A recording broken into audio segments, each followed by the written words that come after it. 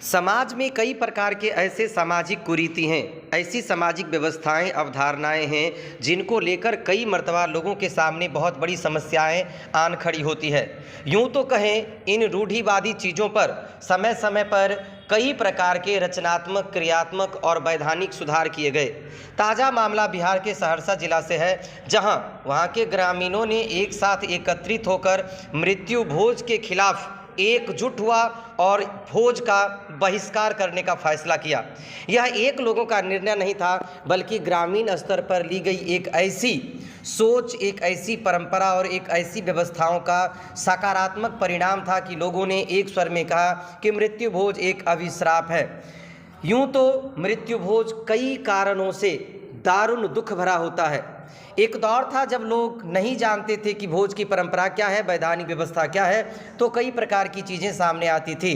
लेकिन लोगों के मन में रचनात्मक, क्रियात्मक और बौद्धिक विकास की जब स्पष्ट सृजनात्मक समृद्धि सामने आई तो लोग अपने आप में बदलाव लाना शुरू कर दिए हैं। यूं कहें तो 16 संस्कार के अंतर्गत श्राद्ध कर्म एक संस्कार है, जिसके सन्निहित शास्त्रगत कई सारी व्यवस्थाएं हैं, कई सारी चीज़ों को कहा गया है। लेकिन यहाँ के स्थानीय लोगों ने जो चीज़ सामने लाई है वह एक ऐसा उदाहरण है जो वर्तमान समय में समाज को एक नई दिशा दशा देने के लिए प्रतिबद्ध है। इसको लेकर ग्रामीणों ने क्या कुछ कहा, आइए आपको भी सुनवाते हैं।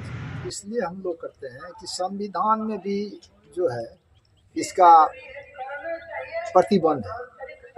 पहले हम लोग इतना जागरूक नहीं, पढ़े लिखे उतना नहीं था समाज, तो हरचंचा, सतलहान, संपीड़न, नहकेस, ढेर सारे जो था चलता था। लेकिन जब जागृति आई है तो वह सब समाप्त हो गया है।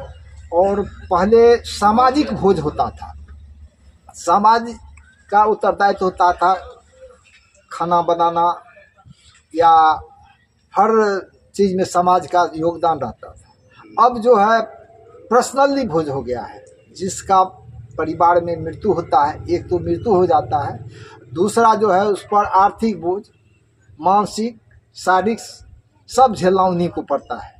इसलिए हम लोग वह बहुत पीछे चला जाता है, समाज में वह गर्त में चला जाता है।